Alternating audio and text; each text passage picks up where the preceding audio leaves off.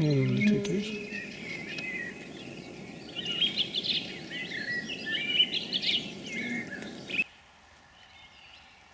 Всем привет! Вот мы снова пришли посмотреть летнюю тягу всем составом. Да, Зойка? Нравится это дело. Отдача идти 5 минут. Вырубка на краю леса. Вот. Ну и бывает, что вальшник летает так, как на охоте я попадал, может быть, 2 раза, может 3. А тут бывает регулярно. О весенних тягах лесного кулика и об охоте на них известно, конечно же, почти каждому охотнику. Но вот о том, что с закрытием охоты, а заодно с окончанием пролета вальшнепа к местам гнездования, тяги не только продолжаются, вот они, а приобретают все большую интенсивность, знает уже куда меньшее число нашего собрата. Между тем, в обычный год разгар такового поведения лесных куликов наступает только к 20 числам мая.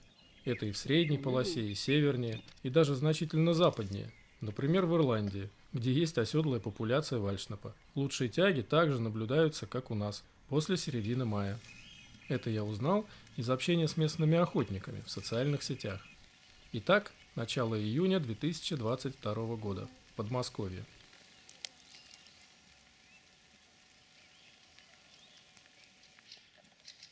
Вот посмотрим, как это бывает 6 июня.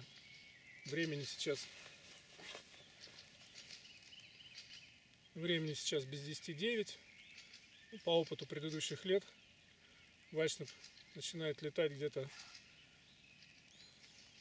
9:15, 9:20, может быть даже 9:30, но это когда ясно. А сейчас у нас облачность, тихий закат, может быть начнет раньше. А вот он первый летит. Я не успел даже камеру взять со штатива. Вот летит первый вальшнеп, без 10:09.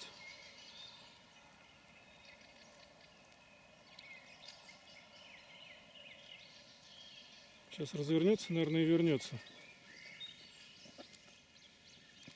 Зойка, увидела первого? Да. Он летел очень далеко и близко не прилетал. Ну, сейчас посмотрим, может он вернется. Ну, сейчас посмотрим. Вот он. Вот он, на нас прямо идет. Это он же, развернулся, прилетел. Какой у него тонкий клюв. Интересный. А теперь видны только его крылья и попу. Ну все, тяга началась.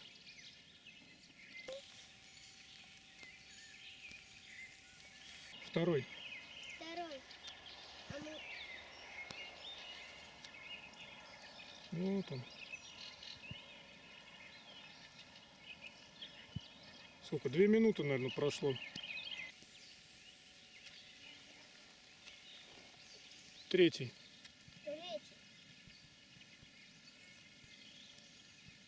9:57, 3 пролета. Вот что погода делает. Эти 7 минут, 3 вальшнепа. 6 июня. Тут я, конечно, оговорился. Времени 8:57. То есть даже солнце зайдет еще только через 10 минут.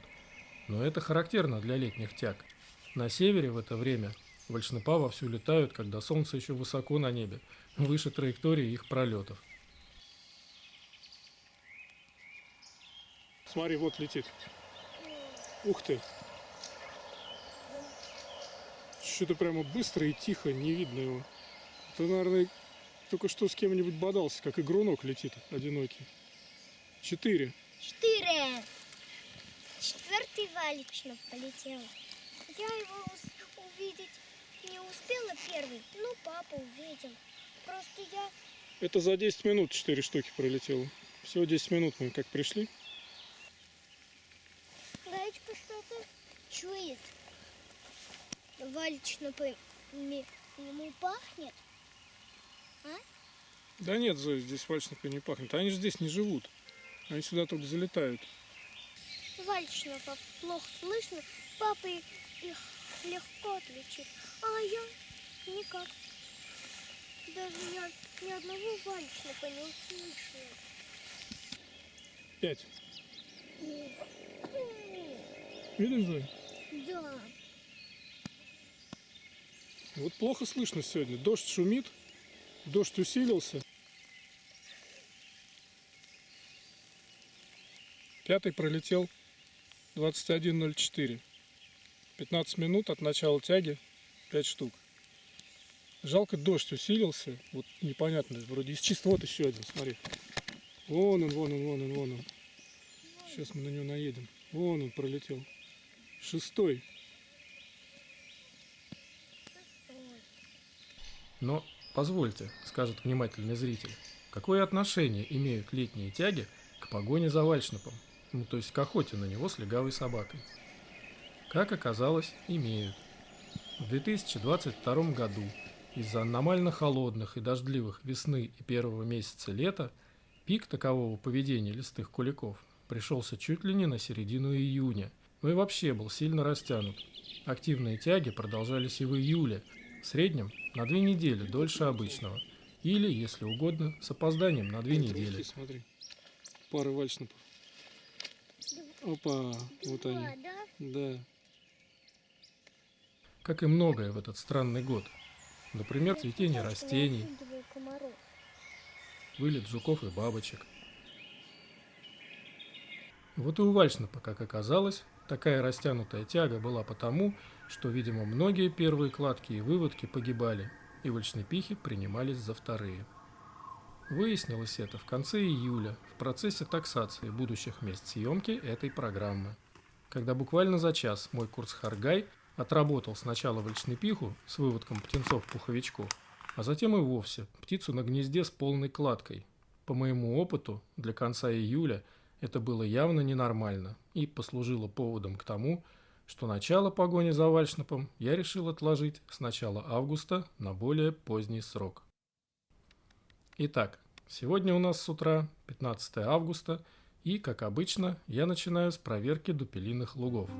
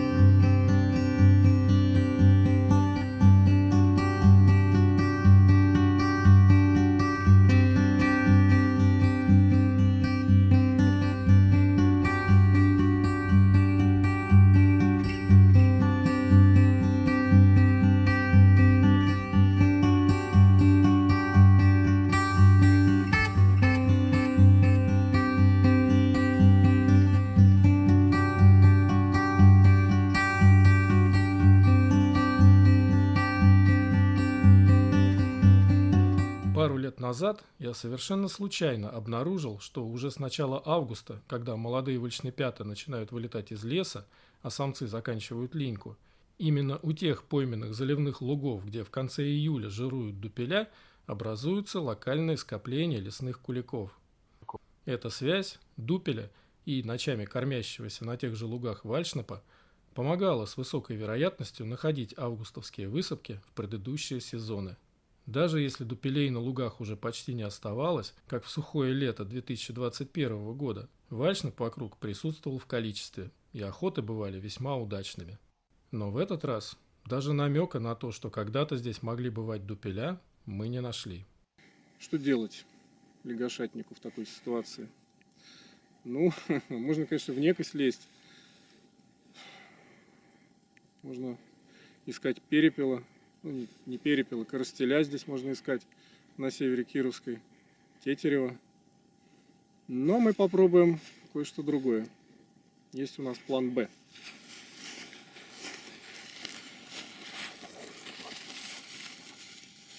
План Б – это, конечно, вальшнап. То есть та охота, ради которой, собственно, мы сюда и приехали. Тем более 2 недели назад он конкретно в этом месте был. Кроме выводка пуховичков и самки на гнезде, Гай успел сделать несколько работ и по взрослым одиночкам. Так что я имел все основания рассчитывать найти здесь лесных куликов и на этот раз. Рядом.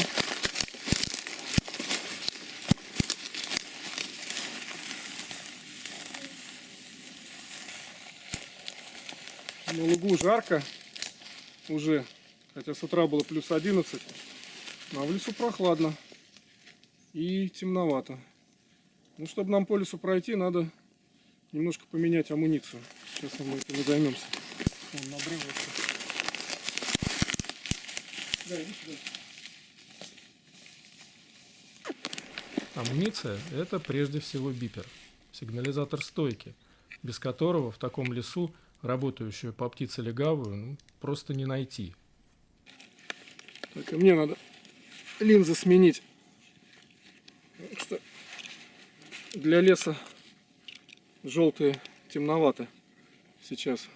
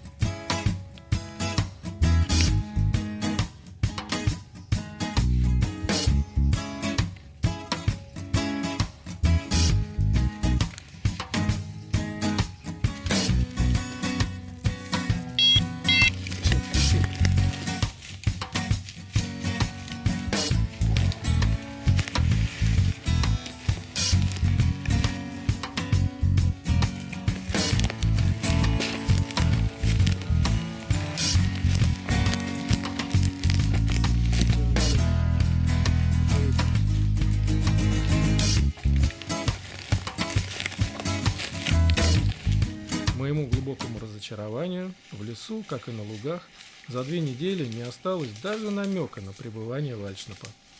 Мы прошли практически уже все известные мне тут августовские локации. Оставалось лишь одно место, которое, впрочем, 2 недели назад пустовало. Но, как говорится, делай, что должен, и будь, что будет.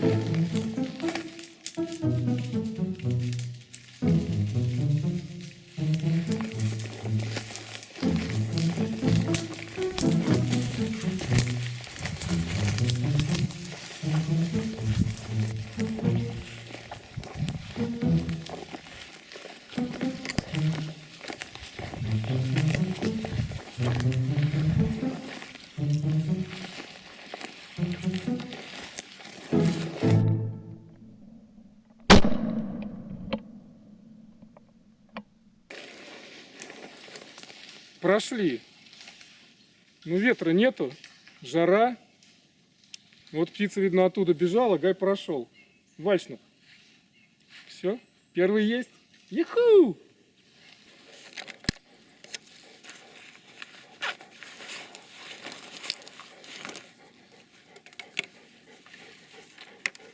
Давай мне. Иди сюда. Гай, мне. Хорошо.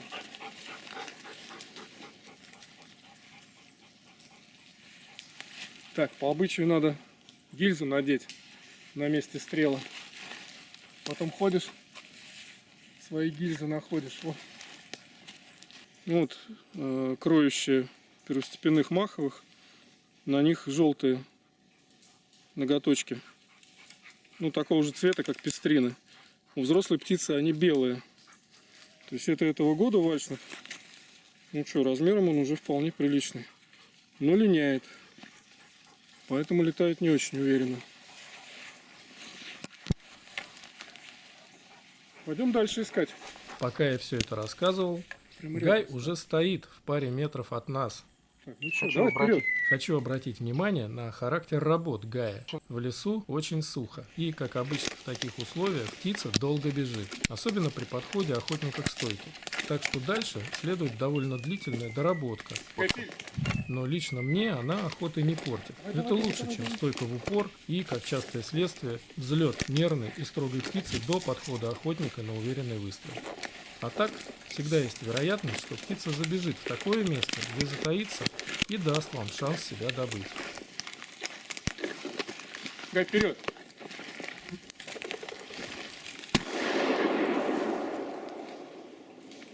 К дереву засадил. Черт. За дерево укрылся. Вот зараза. Ну, не каждый раз.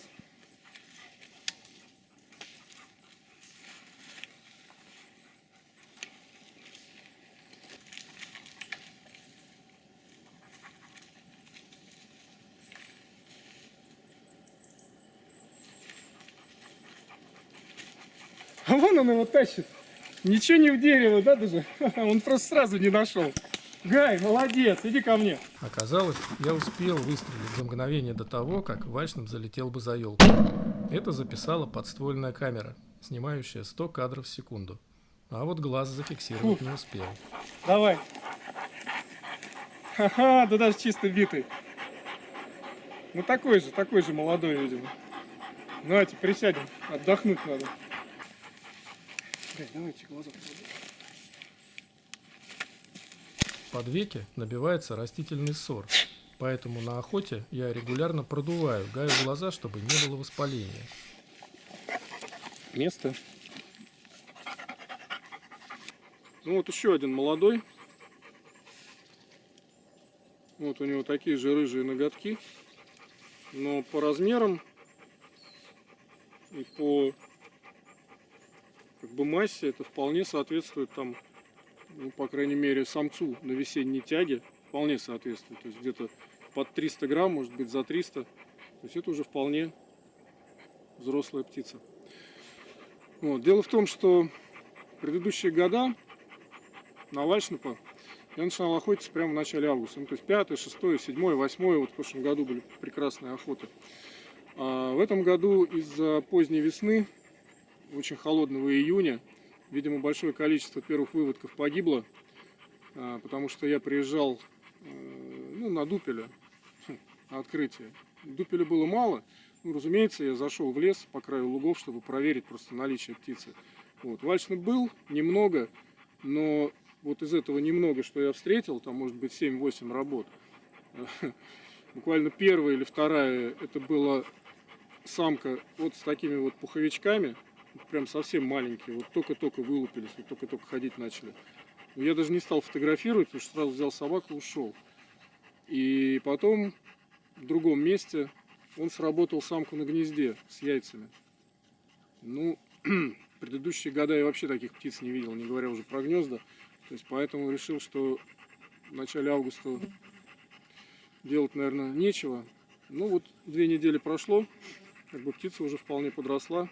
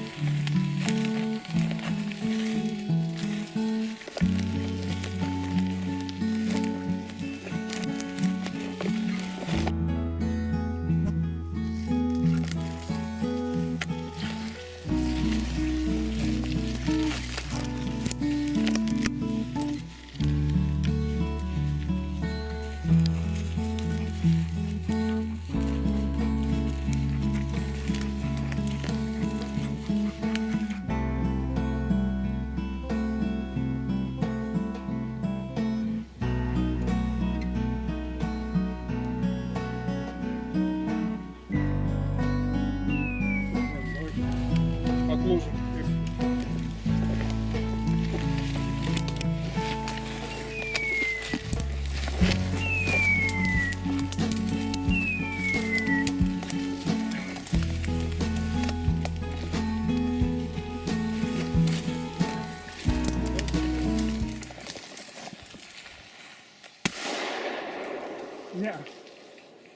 Это мимо.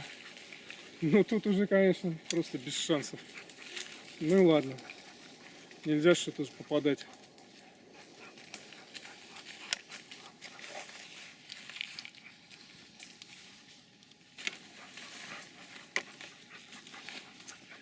Тут вот получилось, что здесь большая вот эта заросль ольхи густая. И по уму-то обойти бы. Но мы залезли, он еще работал ту птицу, блин. А сидела еще одна, оказывается. И уже внутрь залезли. Вылезать, вот надо было вылезти вот с края, он взлетел. И тут мне его вообще не было видно, вот так вот наверху. И мешали ветки. Ну, промазал, что. Не всех удается взять.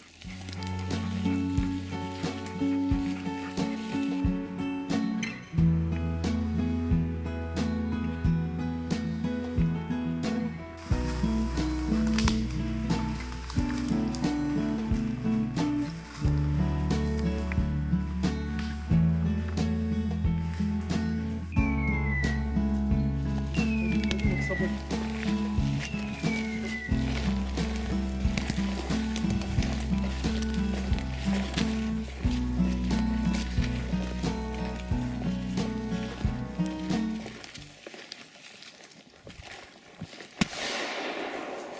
Стоять! Нет, на этот раз нет. Пара. Вот осторожно себя вести начали. Рассвело уже, солнце высоко через кусты. Ну это лотерея.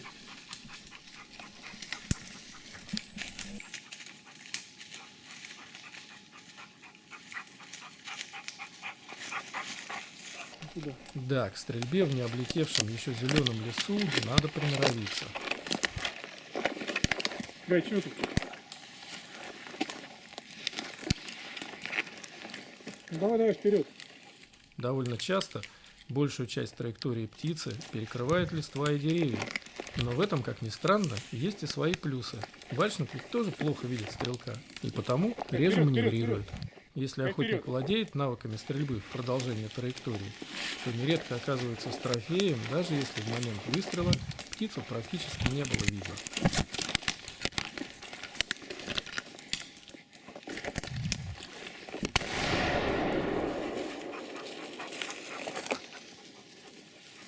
Не знаю. Далеко взлетел. Низко за деревом. Сейчас посмотрим. Не, наверное, все-таки промазал.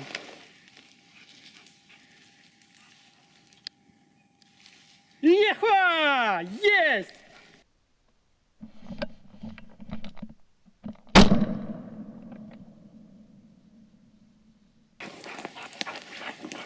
Держи. Нет. Хорошо. Ну вот этот самый мелкий из всех трех по весу. Ну что, нормально летает, бегает. Но, как бы не хотелось продолжить, судя по Гаю, пора было заканчивать. Собаке 10,5 лет. Сейчас уже на улице плюс 25 наверняка есть. По прогнозу было плюс 30 к 12 часам. А в лесу, ну, больше плюс 20. Все-таки и сухо, и пить хочется. Ну, я считаю, охота удалась все равно. В таких условиях птицу нашли, птицу добыли.